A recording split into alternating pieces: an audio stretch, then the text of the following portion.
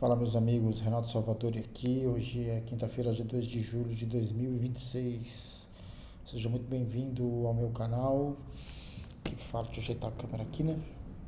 Que fala sobre cibersegurança, criptomoedas, mas voltado sempre para o mundo de cibersegurança. Faz muito tempo que eu não gravo vídeo aqui, porque tem sido bem corrido os dias aqui. Eu quero ver alguns vídeos sobre uma ferramenta que a gente está colocando no mercado e tem tomado bastante meu tempo.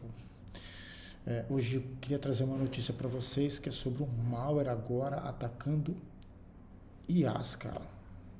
Então a gente continua na esteira ali da questão de DevSecOps, mas agora até as próprias IAs que a gente usa muito hoje em dia para validar código, validar repositório, uma série de coisas. E a gente tem que tomar bastante preocupação agora. Então, o intuito hoje é a gente explicar um pouquinho do estudo da SentinelOne, que é um vendor de ponta no lado de cibersegurança, trouxe sobre essa descoberta. Só que antes de a gente entrar nesse vídeo, já peço para você, se você gosta, né, do nosso conteúdo, se inscreva no nosso canal, deixe seu like, ative os sininhos das notificações, deixe seu comentário também sobre conteúdos que vocês queiram que a gente traga aqui. Teoricamente a gente grava conteúdo uma vez por semana, mas eu sei que tem um tempo que eu não gravo aqui, então peço desculpa a todos vocês que seguem aqui e ajude a gente a crescer essa comunidade, porque a ideia desse canal aqui é sempre trazer conteúdos técnicos para uma linguagem comum, transformar um conteúdo técnico em uma linguagem que a maioria das pessoas entenda. Até você, microempresário, dono de empresa, que tem esse lado de preocupação com a segurança, possa entender o que está acontecendo no mercado e entender como se proteger, beleza? Então, sem mais delongas, vamos trazer essa notícia aqui, pessoal. Então, eu traduzi essa matéria, está na Tech Radar e também está no próprio site da SentinelOne, mas eu queria explicar para vocês o que está acontecendo aqui. Então, a SentinelOne publicou uma análise sobre um malware chamado macOS Gaslight. Então, esse aqui é um caso interessante porque ele não tenta apenas escapar do antivírus, sandbox ou ferramenta tradicional de análise, né? Então, para quem não entende, não é da área, o que é um sandbox? Sandbox é um ambiente que fabricantes de segurança têm.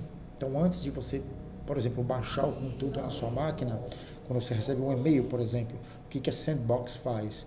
Então, ela faz todos os testes nesse ambiente, emula todas as situações nesse ambiente para verificar se tem algum malware, tem algum código malicioso naquele documento, naquele arquivo, enfim, antes de você baixar para a sua máquina. Isso é uma Sandbox, beleza? Mas não é o caso aqui. O caso aqui é que esse malware ele tenta enganar uma IA usada por um analista. Então, segundo a SentinelOne, cara, que traz essa matéria aqui, esse Gaslight é um backdoor, tá? Em Rust, ligado a atores alinhados lá na Coreia do Norte, beleza? E ele, pessoal, ele embute mensagens falsas no sistema para tentar confundir ferramentas de triagem baseadas em LLM. Confuso demais, né? Em outras palavras, cara, o malware coloca instruções dentro do próprio código para tentar manipular a análise feita por IA. E aí, por que eu estou trazendo esse vídeo aqui? Porque isso muda bastante a conversa, porque a IA entrou no processo de segurança. Ela resume alerta, ela analisa código, ela ajuda na triagem do malware, ela revisa por request, ela interpreta log. E em alguns ambientes, cara, começa até atuar dentro da estrutura, né, do CI/CD. Só que quando a IA passa a ler conteúdo não confiável, ela também passa a fazer parte da superfície de ataque. Ou seja, o atacante não está mirando apenas no servidor endpoint of fire, ele está mirando no processo de análise.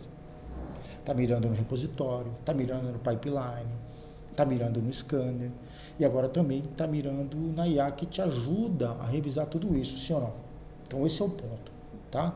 Então, dada essa introdução, durante muito tempo, pessoal, a gente falava de malware e a discussão era mais ou menos essa. Acompanha comigo. Ele passa por antivírus, ele roda no sandbox, ele consegue se esconder dentro do IDR, que é uma evolução, a SentinelOne, o próprio IDR, tá?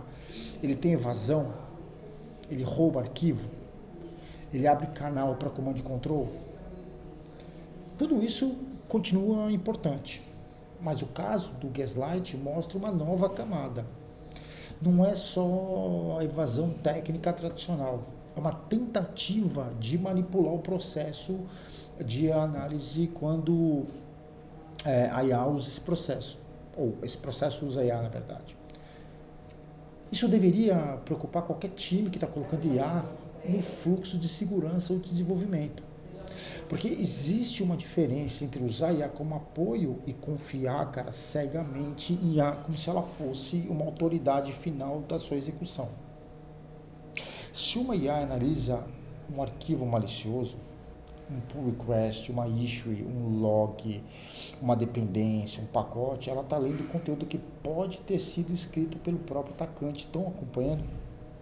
E se esse conteúdo contém instruções escondidas, falsas mensagens de sistema ou tentativa de prompt injection, a IA pode ser induzida, cara, a resumir errado, ignorar uma parte da análise, classificar mal aquele risco ou até sugerir uma conclusão frágil. Esse é o mesmo princípio que já discutimos lá quando a gente estava falando de supply chain, vocês lembram? O risco não está só no código que a empresa escreve, ele está também no código que você instala. Agora, a gente pode acrescentar uma outra camada. Agora o risco também está no conteúdo que a IA lê. E isso vale para o malware.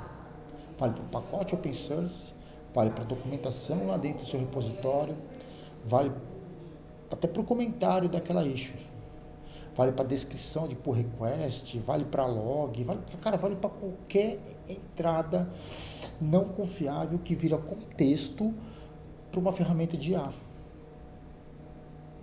E aí, no DevSecOps, cara, isso é especialmente sensível.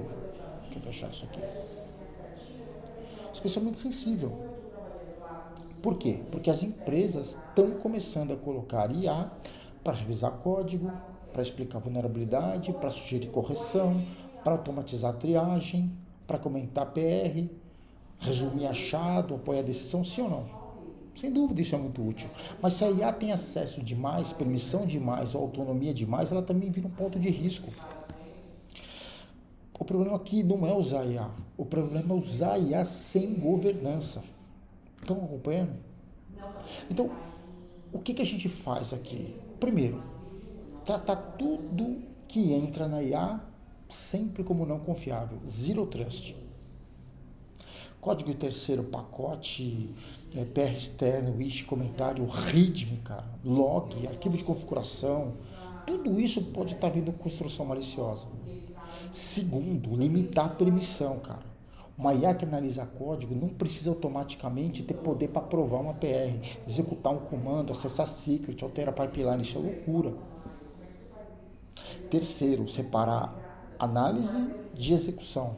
A IA sugere, mas ação crítica, cara, precisa de controle, precisa de validação, precisa de trilha. E quarto, também muito importante, proteger token e secret, né, cara? Se o ambiente de CICD já é permissível demais, colocar IA ali dentro amplia o impacto de uma falha. Mais um, manter sempre revisão humana, cara, em decisão sensível, sempre, né? Não deve, tipo assim, você não pode colocar carimbo de seguro se você não revisou, cara. Uma outra coisa importante também, revisa e registra sempre tudo que a IA fez, cara. Se ela analisou, comentou, sugeriu, alterou, influenciou, registra, cara, porque sem trilha não tem governança. Então,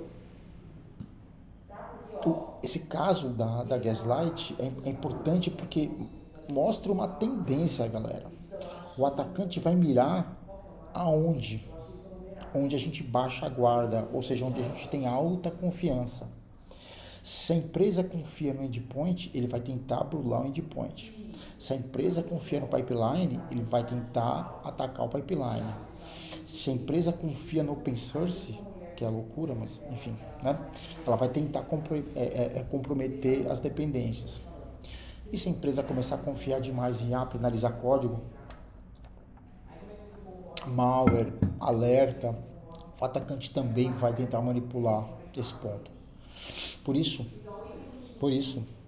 IA em segurança e desenvolvimento é bacana, mas ela precisa ser tratada como parte do seu ambiente de risco. Não é só produtividade, e é isso que eu tenho visto para todos os profissionais. E eu não estou falando só de security ou de DevSecOps, todos. Tem gente usando IA de forma cega. Não pode ser só automação, não pode ser só produtividade, não pode ser só ferramenta bonita de pipeline. É uma nova camada de permissão mínima, validação, segregação, trilha e governança. A mensagem final que eu quero deixar aqui, cara, DevSecOps não é colocar scanner no pipeline. E agora, também não é simplesmente colocar IA no pipeline, cara. DevSecOps é entender que o software nasce onde o risco entra e onde uma decisão errada, cara, pode virar um incidente. Porque se você pensar do ponto de vista do atacante, cara, ele não está mirando só no sistema final, ele está mirando tudo que ajuda esse sistema a nascer. Isso já está acontecendo. Código, dependência, token, pipeline, scanner e agora, velho, também IA. Beleza? Esse é o vídeo de hoje, espero que vocês tenham gostado. Se gostou, deixa aqui nos comentários e a gente se vê no próximo vídeo. Forte abraço.